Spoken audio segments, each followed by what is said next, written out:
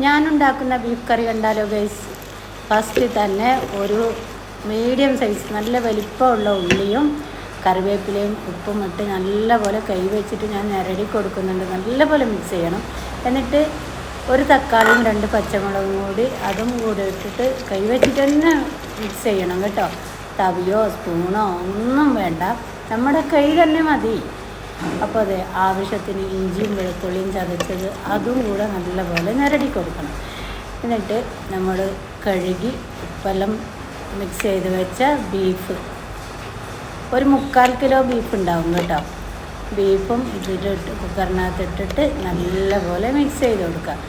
ഇനി ലേശം ആവശ്യത്തിന് മല്ലിപ്പൊടി, ഞാൻ ഇതെല്ലാം ഉപ്പും എല്ലാം പിടിക്കട്ടെ. എന്നിട്ട് ആവശ്യത്തിന് മല്ലിപ്പൊടി ചേർത്തു, കാശ്മീരി ചില്ലി പൗഡർ ചേർത്തു,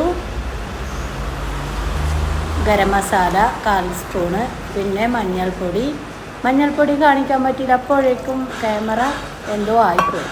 ഇച്ചിരി വെള്ളം കൂടി ചേർത്തിട്ട് നമുക്ക് കുക്കർ അടച്ചിട്ട് അടുപ്പിലോട്ട് വെക്കാം. ഒരു 4 വിസിൽ മതി കേട്ടോ. അടിപൊളിയായി വെന്ത് കിട്ടും. അങ്ങനെ ഇതേ എൻ്റെ ബീഫ് ഇവിടെ അടിപൊളിയായിട്ട് വെന്തിട്ടുണ്ട്. ഇനി അത് കാച്ചാൻ വേണ്ടിയിട്ട് കുറച്ച് വെളിച്ചെണ്ണയും ഒരു പകുതി സവാളയും, 1/4 ഭാഗം സവാളയിട്ട് നല്ല സവാള മാറ്റി വരുമ്പോൾ അതിലോട്ട് നമ്മൾ ബീഫും കൂടി ചേർത്ത് കൊടുക്കുക. അങ്ങനെ അടുപ്പിന് ഇറക്കാനാകുമ്പോൾ മല്ലിയില അതും കൂടെ ചേർത്ത് കൊടുക്കുക. അങ്ങനെ നമ്മുടെ ബീഫ് ഇവിടെ റെഡിയായി. നമുക്ക് ഇന്ന് മുട്ടയപ്പം, അതായത് മുട്ട സുർക്കയും ബീഫ് കറിയാണ് കേട്ടോ. അപ്പോൾ ഇന്നത്തെ വീഡിയോ ഇത്രയേ ഉള്ളൂ. ഓക്കെ ബൈ, അസ്സലാമു അലൈക്കും.